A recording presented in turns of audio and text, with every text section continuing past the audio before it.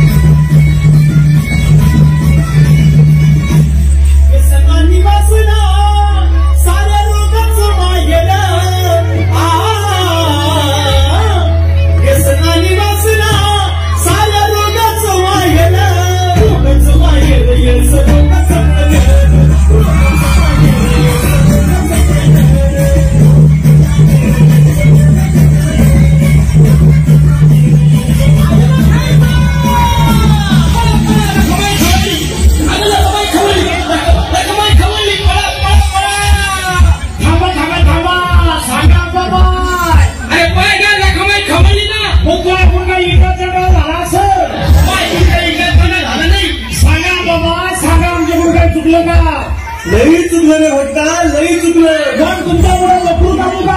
नाही रे भक्ता. कोंबडे कापू का? नाही रे भक्ता. लिंबू कापू का? नाही रे भक्ता. येणं कापू का? दोन फटके खाल्ले. तू का? हो. सांगा बाबा, आमच्या गावातील रोडवेज जाण्यासाठी आम्ही गावकऱ्यांनी काय करावं?